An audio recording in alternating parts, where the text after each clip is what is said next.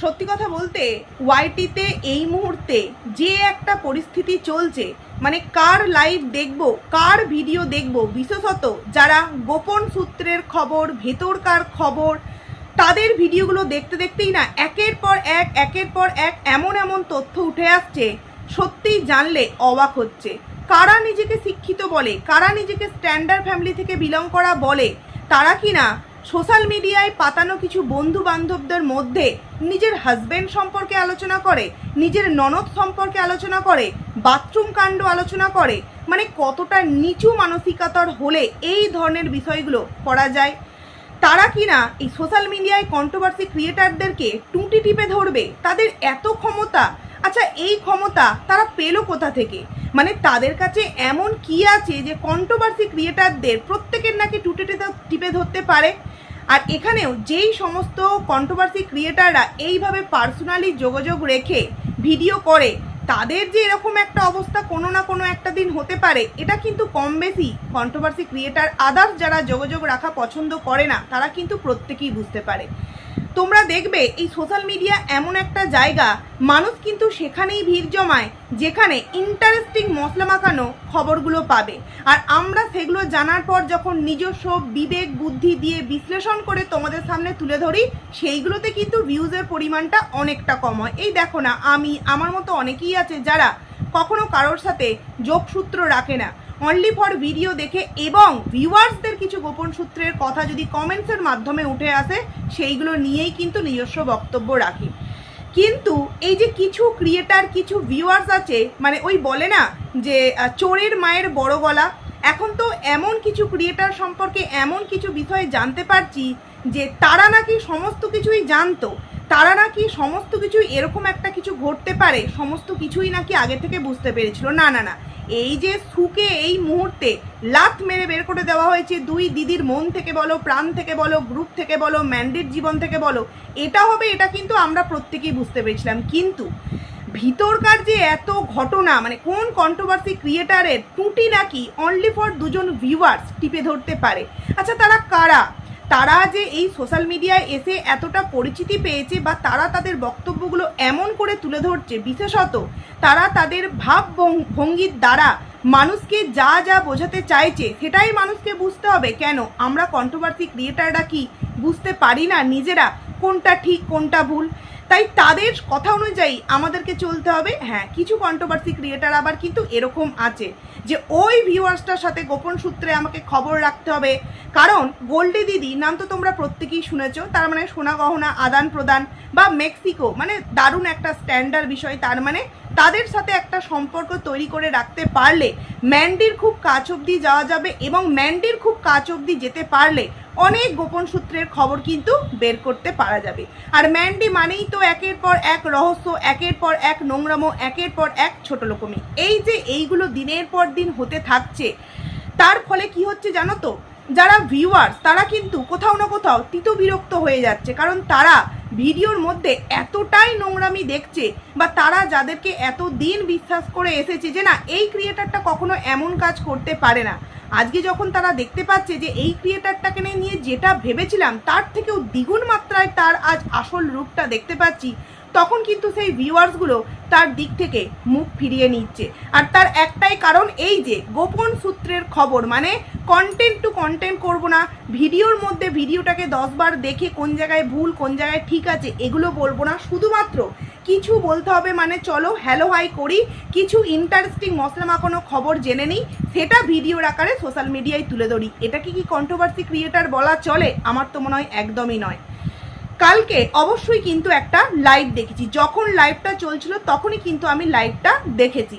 কিন্তু তারপর দেখলাম আমার আগের ভিডিওর কমেন্ট সেকশানে, মানে কালকে যে ভিডিওটা দিয়েছিলাম সেখানেই আমাকে কমেন্টস করা হয়েছে, পায়েল এরকম একটা লাইভ হলো, তুমি কি দেখেছো? আমি রিপ্লাই দিয়েছি হ্যাঁ দেখেছি, বাট তারপর আমি ভিডিও করতে পারি না। তোমরা জানোই যে ইদানিং আমি ভিডিওর পরিমাণ অনেকটা কম দিচ্ছি, কারণ প্রচণ্ড ব্যস্ত। তো আজকেও ছিলাম, আজকে আমাদের এখানে শীতলা মানে ষষ্ঠীর উপোস পুজো দিতে গিয়েছিলাম, তারপর এই এখন গিয়ে সন্ধেবেলায় ভিডিওটা করতে বসলাম। তারপর জানি না ভিডিওটা কতক্ষণে দিতে পারবো। তো সেই লাইভ নিয়ে অবশ্যই কিছু কথা বলবো, সাথে বলবো ম্যান্ডির কিছু রূপ, মানে যেই রূপগুলো এখনো পর্যন্ত কিছু ভিউয়ার্স হয়তো অন্ধ সাপোর্টারের মতো তাকে সাপোর্ট করছে, সে এইভাবে নাচাচ্ছে আর ভিউয়ার্সগুলোও কিন্তু সেইভাবেই নাচছে। প্রথমত লাইভ নিয়ে বলতে চাই, আজকে এই যে গোল্ডি দিদি, এই যে কোনোদিনও বলিনি, কিন্তু তার দিনের পর দিন যে রূপগুলো দেখতে পাচ্ছি বা নানান কমেন্ট সেকশানে গিয়ে যে থ্রেডমূলক কমেন্টগুলো উনি করছেন, সেক্ষেত্রে আমার মনে হয় না যে যেই সম্মানটা ওনাকে আমি দিতাম, কখনো কোনো যোগসূত্র নেই, অনলি ফর একজন ভিউয়ার্স, নামটা খুব পরিচিতি ছিল, সেই কারণেই কিন্তু একটা কোথাও না কোথাও সম্মান দিয়ে বলতাম। বাট আজকে অসম্মান করব না, কিন্তু নিজের ভিডিও সুবিধার জন্য গোল্ডি দিদিই বলছি। তো এই যে গোল্ডি দিদি কালকের লাইভে বারবার বলছিল যে তুই এইরকম আর কতদিন করবি, কতদিন এইভাবে বিক্রি করবি, হ্যান ত্যান এক্সেট্রা ব্লা ব্লা ব্লা। তো আমার কাছে কথা হলো, খুবই তো ভদ্র উনি একজন, এবং খুবই একজন স্ট্যান্ডার্ড ফ্যামিলি থেকে বিলং করে, তার আর একটা বোন টিচার মানে শিক্ষিকা। তো সেই জায়গায় তিনি সমস্ত কিছুই তো জানতেন যে এই সুয়ের রূপটা আসলে কি। দেখো, আমি মানছি সু খুব খারাপ, কিন্তু এবারের যে ঘটনাটা সুয়ের সাথে ঘটেছে, এই জায়গায় সু কখনো হয়তো ভাবতে পারেনি যে এরকম একটা পরিস্থিতি এত তাড়াতাড়ি আসতে পারে। যেই কারণেই 1 থেকে 1.5 মাস আগের ভিডিওতেও কিন্তু বুক চাপড়ে এমন কথা বলেছে যে এই সম্পর্ক কোনোদিনও শেষ হবে না, আমি হতে দেব না, জোর গলায় বলেছে। এবং সবথেকে বড় কথা, সুয়ের ভিডিওতে সু ডাইরেক্টলি বা ইনডাইরেক্টলি একজন ক্রিয়েটারের উদ্দেশ্যে বলল, তুমি জানো না কেন তুমি যখন ম্যান্ডিকে নিয়ে নেগেটিভ ভিডিও বা ম্যান্ডির দিদিদেরকে নিয়ে ভিডিও করেছো, তখন আমি কেন তোমাকে নিয়ে নেগেটিভ ভিডিও করেছি, তুমি কি বোঝো না? তার মানে কি সুকে কোথাও না কোথাও ফোর্স করা হতো যে আমাকে নিয়ে নোংরা কথা বলা হচ্ছে, আমার দিদিদেরকে নিয়ে নোংরা কথা বলা হচ্ছে, তুমি এর রিপ্লাই ব্যাক করো। কারণ সুই এমন একজন ক্রিয়েটার এই মুহূর্তে সোশ্যাল মিডিয়ায়, যে সে কিন্তু যখন যা হয়, কিন্তু সেই সময় যখনই পার হয়ে যায়, তার সাথে যখন মুখ্য মিষ্টির সম্পর্কগুলো শেষ হয়ে যায়, তখন কিন্তু ভিতরকার সমস্ত কথা একদম গড়গড় করে কিন্তু পেট থেকে বের করে দেয়। আর সেই সুযোগটাই কিন্তু ম্যান্ডি বা তার 2 দিদি কিন্তু নিয়েছে। এক্ষেত্রে মেক্সিকোর যেই দিদি আছে, আমি তার কথাটা খুব একটা বলছি না, কারণ সে ওই একদিন লাইভ করেছে এবং তার যে কতটা নিম্ন রুচিকর রূপ সে কিন্তু সেই দিনকার ওই একটা লাইভেই বুঝিয়ে দিয়েছে, স্ট্রিম লাইভ। বাট কালকের যে লাইভ, সেই লাইভে আমাদের গোল্ডি দিদি ক্লিয়ার করতে এলেন, এই যে আমাদের 2জন কন্ট্রোভার্সি ক্রিয়েটার আছে, তোমার দীপ্তি আন্টি বা রিম্পা, এদের কিছু এমন কথা জানে, তো তাদের কথা নাকি কোনো এক সময় স্ট্রিম লাইভ করে সবার সামনে ফাঁস করে দেওয়ার মতো প্ল্যাটিং হয়েছিল। আচ্ছা, এই সমস্ত ক্রিয়েটারদের ঘরের মধ্যে কি হচ্ছে, তার হাজব্যান্ডের সাথে কি হচ্ছে, তার শ্বশুর বাড়ির সাথে কি হচ্ছে, এই সমস্ত দিদিরা কি করে জানতে পারতো? তার মানে এই দিদিরা কন্ট্রোভার্সি ক্রিয়েটার বলো বা কন্ট্রোভার্সি ক্রিয়েটারদের ভিডিও বলো, সব সময়ের জন্য কিন্তু পুঙ্খানুপুঙ্খভাবে দেখতো, এবং সেটা নিয়ে তাদের এই 1-এর অধিক গ্রুপে আলোচনা করা হতো। ওই যে বলছিল না যে গ্রুপের মধ্যে কি রান্না হবে, কি ড্রেস পরবো, এইগুলো নিয়ে আলোচনা হয়, একদমই নয়।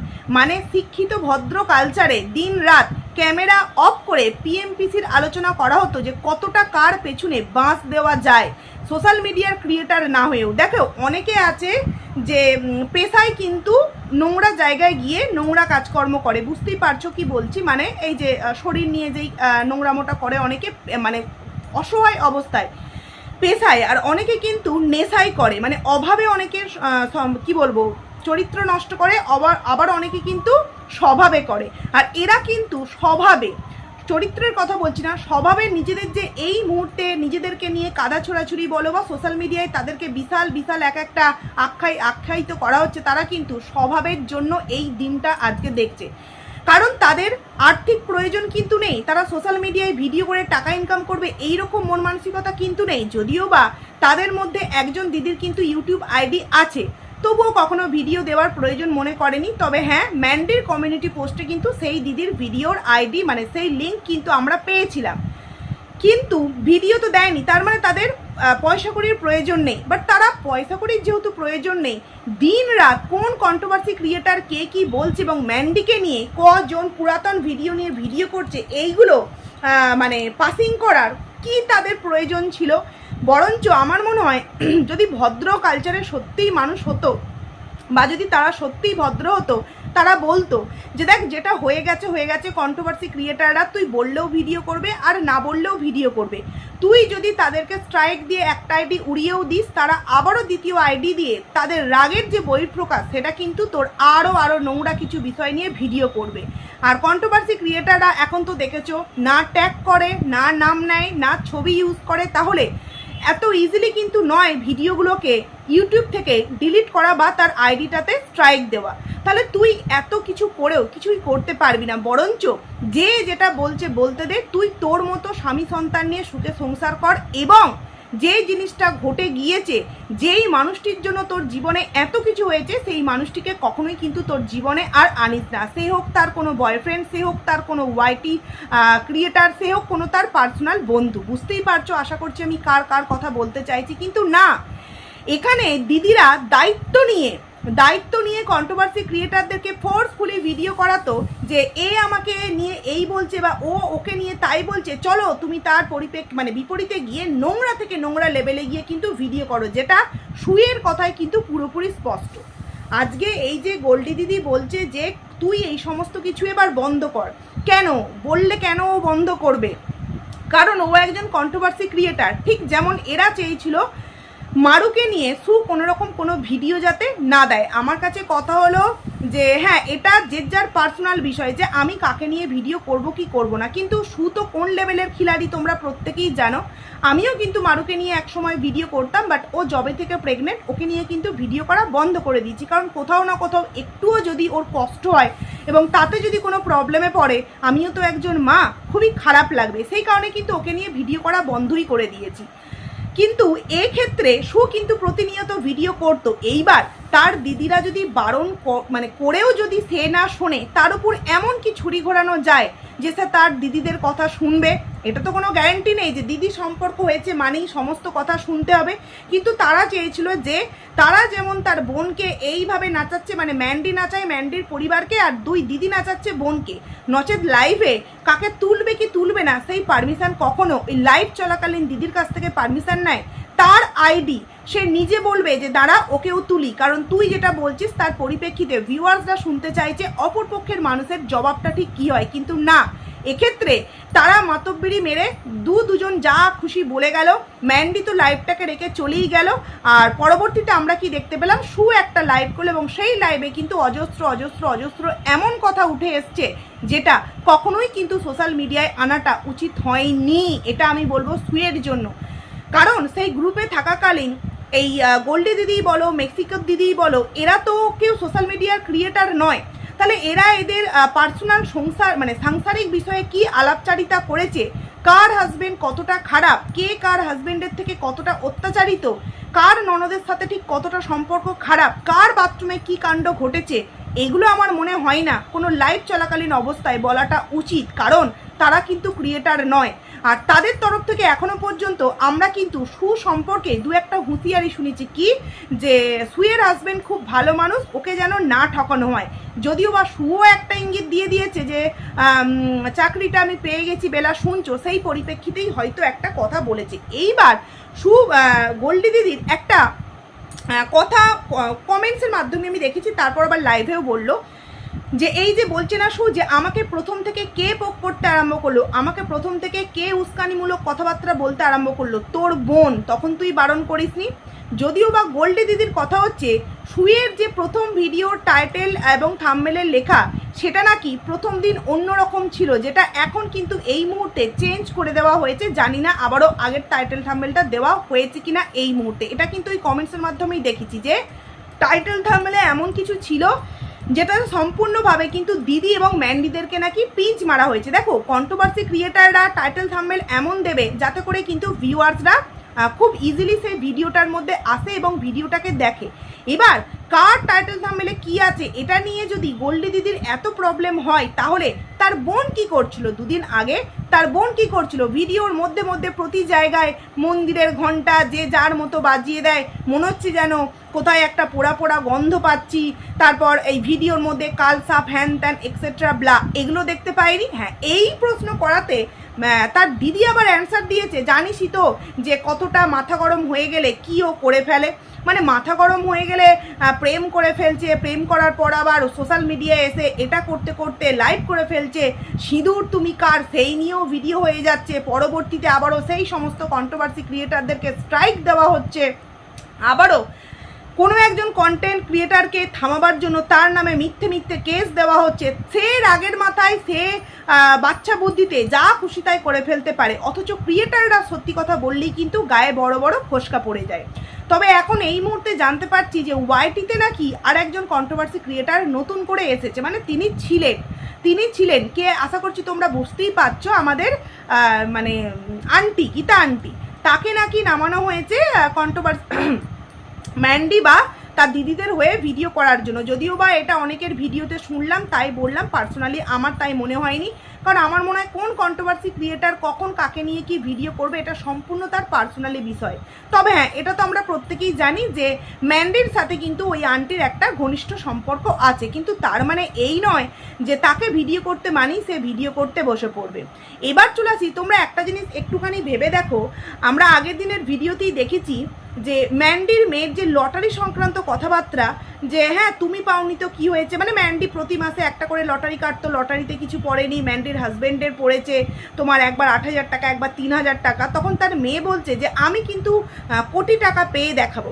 ম্যান্ডির তখন সেই পরিপ্রেক্ষিতে কোনো কথা নেই যে না তোকে কোনো লটারি কাটতে হয় না, কিচ্ছু করতে হয় না, আমরা পরিস্থিতি শিকার ছিলাম তাই করেছি, তুই পড়াশোনা কর, নিজের পায়ে দাঁড়া। আর এই ম্যান্ডি এবং এই ম্যান্ডির হাজব্যান্ড মানে স্যান্ডি দুদিন অন্তর অন্তর কিন্তু মেয়ের দোয়াই দিয়ে কন্ট্রোভার্সি ক্রিয়েটারদেরকে নানান দিক থেকে একদমভাবে যাকে বলে শেষ করার মতো একটা কিন্তু প্ল্যাটিং করে, কখনো বা স্ট্রাইক, কখনো বা ভিডিও প্রাইভেট করো, কখনো বা এই করে নেবো, থানায় কেস করবো, ওই করব, মানে একটা অস্বাভাবিক বিষয়। এবার চলে আসি, এক্ষেত্রে ওপেন চ্যালেঞ্জ কিন্তু দীপ্তি আন্টিও দিয়েছে, দেখলাম যে কি গোপন সূত্রের খবর জানো সেটা একটু ক্লিয়ার করো। তো সেক্ষেত্রে দেখলাম কালকের লাইভে আমাদের গোল্ডি দিদি ক্লিয়ার করলো যে না এমন কিছু বিষয় নয়, পার্টি সংক্রান্ত বিষয়, এবং তারপরেও একটা যে ঘটনা ঘটেছিল সেটা কিন্তু কনফারেন্স কলের মধ্যে, তারা কিন্তু কনফারেন্স কল হোক বা লাইভ হোক না, কনফারেন্স কলের মধ্যেই তারা নাকি মিটিয়ে নিয়েছে। দেখো মিটিয়েই নিক আর যাই করে নিক, আমার কাছে কত হলো একজন ভিউয়ার এত কিছু জানছে কোথা থেকে, তার মানে ভেতরে ভেতরে অনেক রকম সম্পর্ক রয়েছে। এইবার চলে আসি সুয়ের কিছু কথাবার্তা। আচ্ছা, সুয়ের ভিডিওটা দেখলাম, কালকে আগের রূপে পুরোপুরি ফিরে এসেছে, চিৎকার চেঁচামেচি করে একদম গলা উঁচু করে কথা বলছে, মানে এটা কিন্তু সুয়ের অ্যাকচুয়ালি এটা আসল রূপ কিন্তু এটাই, কিন্তু ও নিজেকে অনেকটা চেঞ্জ করেছে, পরিবর্তিত করেছে, যেটা খুব ভালো। সেই কারণেই অনেক ভিডিও কিন্তু মানুষ এখন তার ভালোবেসে দেখছে।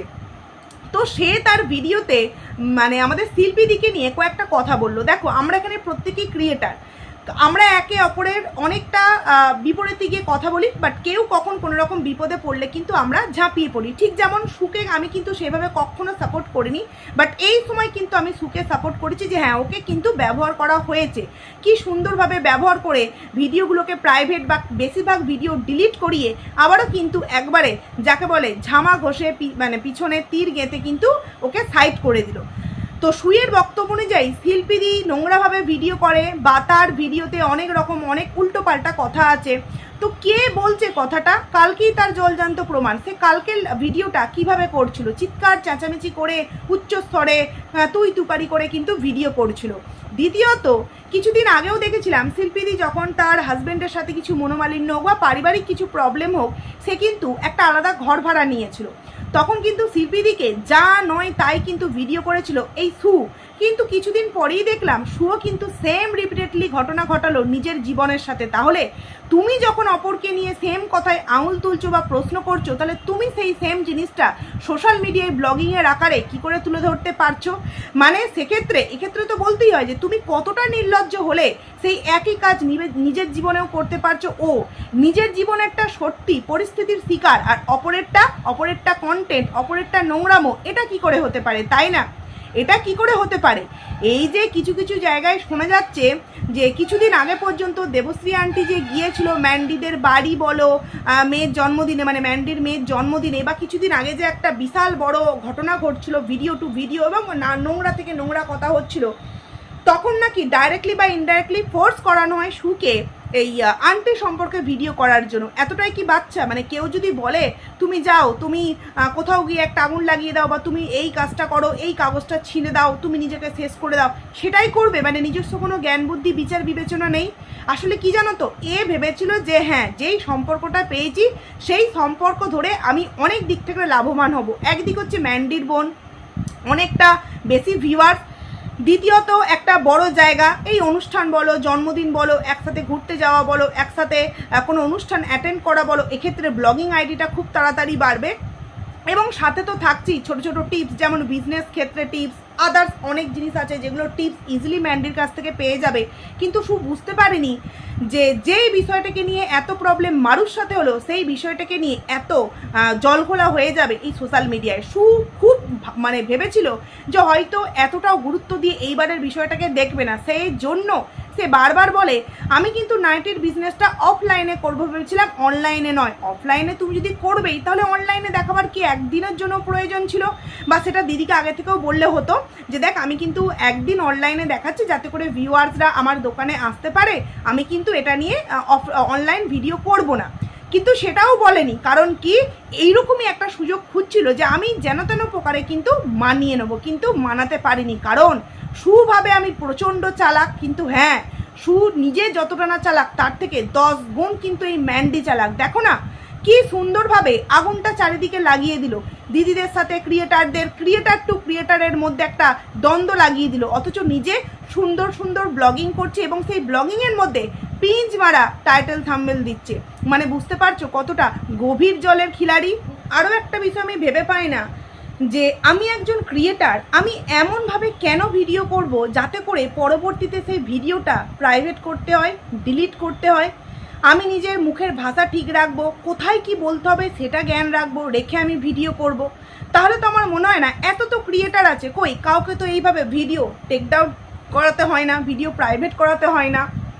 কিন্তু সুয়ের ক্ষেত্রেই হয়, কারণ সু এমন কিছু জিনিস করেছে যার জন্য কিন্তু এইগুলো ওকে এখন কিন্তু পেতে হচ্ছে। ও যদি নিজেকে না শুধরায়, যদি আবারও কিছুদিন পর এরকম কিছু করে, অনেক কিছুই কিন্তু ওর সাথে ঘটতে পারে। আর এই দুই দিদিকে নিয়ে যে লাইভ করে যে বিষয়টা কালকে বোঝাতে চাইলো যে অ্যাকচুয়ালি থ্রেডই বলা চলে, অপর দিক থেকে কিন্তু সুও বলেছে যে যদি কোনো সময় কোনো কমেন্ট সেকশানে কমেন্টস দেখি তাহলে কিন্তু আমিও একদম কাঁচা কেচ্ছা না কি বলে না, একদম খুলে রাখবো। মানে পুরো গ্রুপটার মধ্যে, পুরো যাকে বলে একদম নর্দমা, পুরো গ্রুপটাই একটা নর্দমার যাকে বলে স্তূপ। প্রত্যেকটা মানুষ সেখানে সাংসারিক বিষয় নিয়ে আলোচনা করতো, প্লাস কন্ট্রোভার্সি ক্রিয়েটারদেরকে নিয়ে আলোচনা করতো, এবং সংসারের কোন বিষয়গুলো নিয়ে আলোচনা করতো যেগুলো একদমই পার্সোনাল লোক ছাড়া আলোচনা করা যায় না। তার মানে এরা পার্সোনাল দিক থেকেও কতটা ভদ্র, এবং এই যে সোশ্যাল মিডিয়ায় তাতেও কতটা ভদ্র। আমার মনে হয় না ভিউয়ার্সদেরকে নতুন করে কিছু বোঝাবার আছে। আজকে যেই সমস্ত ক্রিয়েটার বা যেই সমস্ত ভিউয়ার্সরা মাথায় করে রেখেছিল ম্যান্ডি এবং এই দিদিদেরকে, আমার মনে হয় এত কিছু দেখার পর আসল মানে বিষয়টা বুঝে গেছে যে এরা কতটা ভালো, মানে নিজেদের সংসারের কতটা কাজের অভাব থাকলে কন্ট্রোভার্সি ক্রিয়েটারদের ভিডিও লিঙ্ক থেকে আরম্ভ করে কাকে কতটা নোংরা করে অন্য কন্ট্রোভার্সি ক্রিয়েটারকে দিয়ে ভিডিও করাতে হবে, এরা সেগুলো কিন্তু সাজেস্ট করতো।